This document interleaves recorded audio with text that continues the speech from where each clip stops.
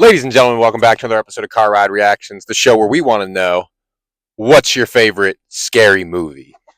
I just got out of Scream 7, one of my favorite horror franchises, the latest installment, where we got Neve Campbell back, of course, Courtney Cox, and I believe those are the two of the original movie. I think those are the only two of the original movie that are still around and still make it.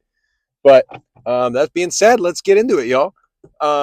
I thought it was solid. It wasn't without many flaws. it had its flaws, but it was a solid movie. I went into it, it Scream 7. So I was like, this movie could be as good, it could be a great like wrap up and kind of collection of everything that's happened before it, or it could be just terrible and derivative, and it was kind of somewhere in between. It was as a movie itself, it's probably not going to win any new Scream fans. Like, if you haven't seen the originals, this isn't one that's going to, I think, make you want to go back and watch the previous ones. That being said, if you are a Scream fan, I do think it's a pretty solid installment to the franchise. It is, in my opinion, one of the lower, it's lower on the totem pole in the Scream movies. If you follow me on Instagram and TikTok, you probably just saw that I ranked the Scream movies, and I think I had 6 and 3 as my worst two. It's more in that range. It's probably in the bottom like 3 or 4 than it is closer to the top 3 or 4. So in the bottom half, but I love all the movies. And this was it was a good ride. That being said, some of the things I didn't like about it, it's probably the worst set of Ghostface killers. I did not like that reveal at all. Getting into spoilers as we always do. By the way, I'm going to give this movie like a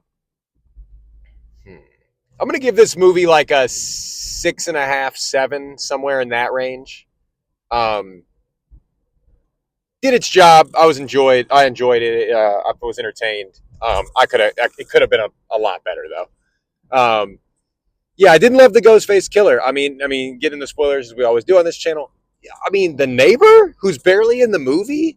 I mean, sometimes I feel like they are trying to figure out like who's the person you have the least reason to suspect and just force them into being the killer. But like, that's another one when you go back and rewatch the movie. I'm not sure, like, upon a rewatch that you're going to think to yourself, "Oh, I can't believe I missed it." I don't think that's one you could have caught. And then the mixing it up and stuff was, or the other Ghostface being a random, the guy that worked at the hospital. What are we doing? Like, like, I don't know. I didn't like that we broke format here and we got away from it always being someone that Sydney knows, or that's Ty, or in this case maybe Tatum or the husband, like someone that they know. This felt the most it felt the least personable of all of the Ghostface killers, and I don't like that because it should have been like the way they marketed it. It felt like it was going to be one of the most personal, and like this was just her motivation was whack, man. Like her motivation as a Ghostface killer was not a good one, or their motivation as a Ghostface killer was not a good one, I should say, any of them. And so we technically had 3 in this one. The first guy was just a crazy guy that got knocked out early. Which, by the way, that intro with Gale Weathers walking in or driving in like that with Chad and Mindy, that was tough. Actually, that was actually a really cool intro for them. Like, and it was also a what the fuck moment because you're like, what did they just take out the killer? Like, what is happening here? But yeah, Gail's arguably one of my favorite characters in this franchise, so always happy to see her back. And Mindy and Chad, I'm glad they made it out of this one too. Even though I don't know how Chad be making it out of these movies, man. Like, I really don't know. Like, that man should have died in Scream 5 and 6 and again here in 7. But that man's indestructible, I guess. Let's see what else. Yeah, so I didn't like who the killer was. I didn't like where were the rules. That's like one of my favorite things about the Scream franchise is we get the rules every movie. Like, you do this to survive. here's kind of the formula that the killer's following, and we got none of that this time, and that's like a key. That's like a key component in the Scream franchise. Is like we set up the rules, and it helps us figure. And sure, the rules get broken sometimes, but that's kind of the point. Is like the whole. I mean, Scream started as a parody of slasher films, so we gotta flip slasher films on their head a little bit.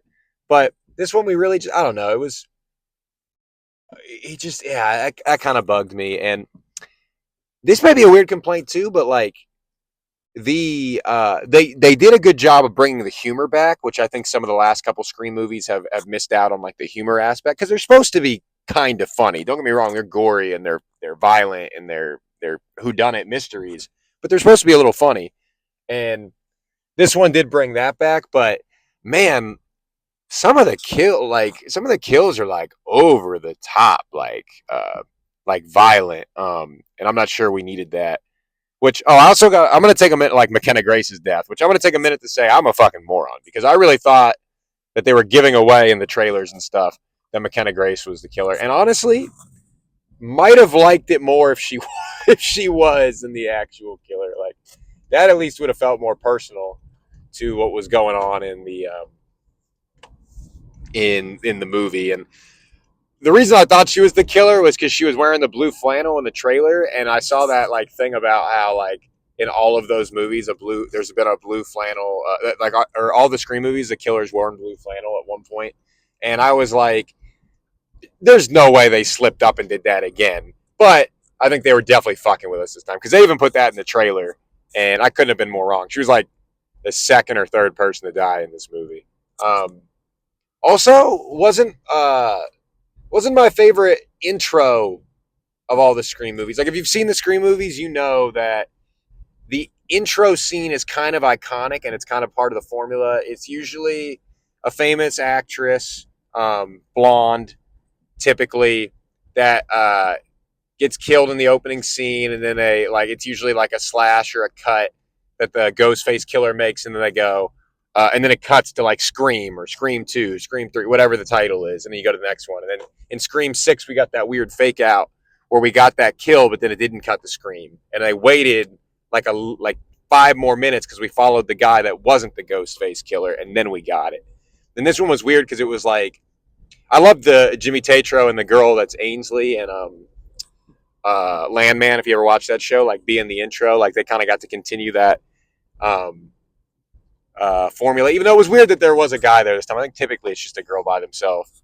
So they got to kind of continue that, but it was probably one of my least favorites of all of those intro scenes in a franchise full of good intro scenes. Hell, the intro scene's what apparently saved the franchise because I guess whatever studio made the original one, apparently they were not feeling the movie, and they cut together that opening scene with Drew Barrymore really quickly and like rushed that off to show the people at the studio, and they're like, okay, we get it, you can keep making the movie. So I mean, that, like the intro scenes are kind of what saved the franchise before it even got off the ground, and I think that's why they wanted to keep that tradition alive of making it. But yeah, I mean, the good, to kind of summarize, the good was it was a fun ride. It was a good mystery throughout the movie.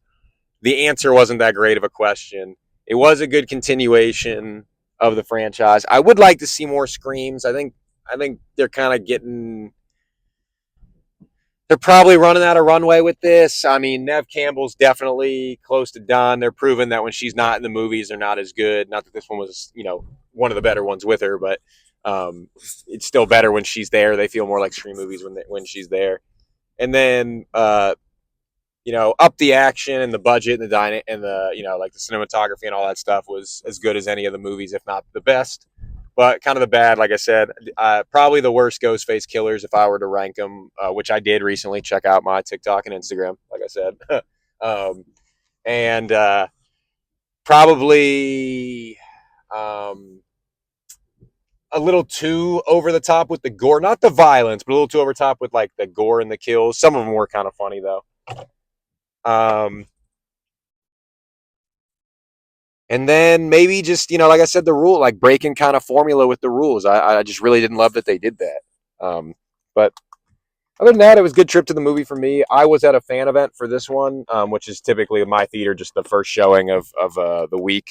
For some of the bigger movies, they'll do fan events. And we get like posters and stuff like that if you go. And so it's kind of cool. I like to go to that for some of the franchises because you're sitting in there with people that really care, and I get a vibe for like what in this example, like what the Scream fans, the people that are like going to go to the early showing and be there around other Scream fans, like what they thought of it. And I think my theater liked it more than I did. I don't think I ever. I think I did give a rank. I said 6.5, 7. I would say my theater probably liked it a lot more.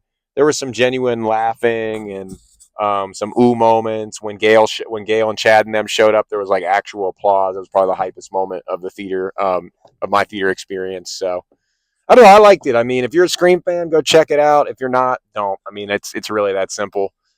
Um, Other than that, though, like getting into favorite trailers. That Scary Movie 6 trailer. We're back, man. We are fucking back. That looked good. I'm really excited for Scary Movie 6. That's one of my movies in the draft that Ken and I did for the 2026 box office, so we'll see.